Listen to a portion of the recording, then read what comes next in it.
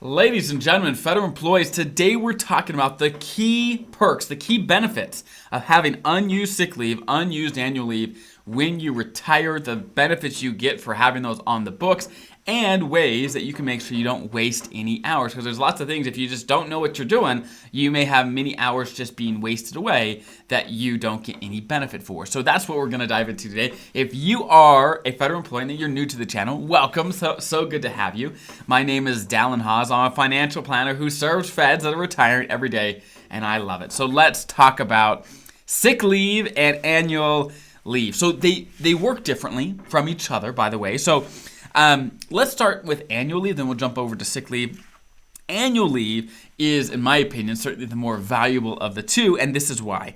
When you retire, they will cut you a check for any unused annual leave you have on the books at retirement, which is A-okay. We like that. Meaning, if you have 200 hours of annual leave saved up, then whatever your pay rate is per hour, let's say you get paid $50 an hour, great, you can do the math, right, and figure out how much you can get paid. It can be a large lump sum, which is fantastic. We love that. And many people, especially if you normally take the most you can into the last year of your career, like for example, many people have a limit of 240 hours of annual leave, where that's the use or lose limit, where you can't have more than 240 going into a new leave year. That's the limit for most people. There's a higher limit for certain federal employees. But what a lot of people do is the last year, let's say you're planning to retire in September of one year. The year before, if you come into the year with 240, then you can, of course, accrue all the hours that you accrue until September. So let's say you have 390 hours or whatever the amount is by September, you can get a lump sum check for the 390 hours, which again, can be tens of thousands of dollars really easily, and that annual leave payout can be super helpful because you actually get it pretty quickly when you retire. So let's say your last day is September 30. Within a few weeks, you normally have been paid that lump sum, which your pension, by the way, and now OPM is changing up how they process applications in retirement, but at least up to this point, OPM has been exceptionally slow. So if you retire September 30, you're probably not going to get a full pension check that year. It's probably going to happen sometime the next year, right? Because it can take some time, most of the time more than 3 months. So having a big lump sum annual check when you retire can be super helpful to get you through those first few months while you're waiting for OPM to process your application and for your pension to actually get going, okay? Now, one thing you have to know about annual leave is, let's say the payout is $10,000, okay? That is the gross amount, meaning there's deductions that have to come out. You have to pay for taxes, which there's a whole bunch of them that have to come out. There's federal taxes, there's state taxes if you live in a state with a state income tax, there's Social Security and Medicare as well. So for most people, that comes out to anywhere from 25 to 30% of your $10,000 would go to taxes. So you may end up with $7,000. Now, this could be more, especially if you live in a high tax state and you're a relatively high earner. It could be 40% of this going to taxes, depending on, again, your tax bracket. But that just is to give you a feel for what you'll actually net after taxes. Okay, so that again is what annual leave does. If you have unused annual leave when you retire, they cut you a check for it. Now let's talk about sick leave, and then after that, again, we'll talk about how you don't have to waste. There's lots of ways you can waste this in a way that's not productive. Let's talk about sick leave though. So sick leave is not paid out in a lump sum check. Any unused sick leave hours actually gets added into your years of service for your pension calculation. Okay, let me explain. So, for example, let's say you have 20 years, 6 months, and 20 days worth of just normal time, not counting sick leave, just normal working time as a federal employee. If you have, let's say, 3 months and let's say 15 days of sick leave when you retire, assuming you're eligible for a normal retirement, they would add it together. So you'd actually, your pension would be based on, in this case, it would be, let's see here, it would be 20 years, 10 months, and 5 days. They'd basically add those together, where for this purpose, they always assume 30 days is a month. Okay, for when calculating sick leave. So that's basically how it works. Is your pension is based on this higher amount of years of service, which is great. Your pension is bigger for the rest of your life.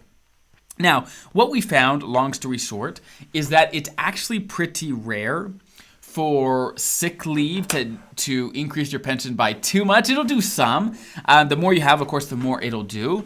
But if you ever have a choice between keeping annual leave or sick leave unused at retirement, like if you have a choice to take annual leave or sick leave for something, the vast majority of the time in that last year, I recommend taking sick leave because annual leave is more valuable.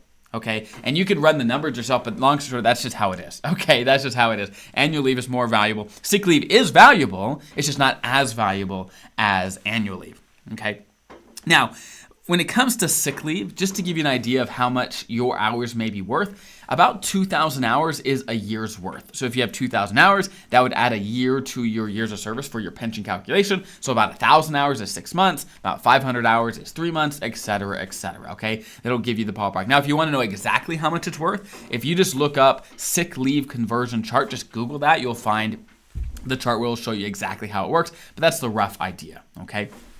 And one thing to keep in mind is when they are calculating your pension, they don't count any days. And let me explain what I'm talking about. So, like I said before, what if you had 20 years, 6 months, and 20 days worth of time?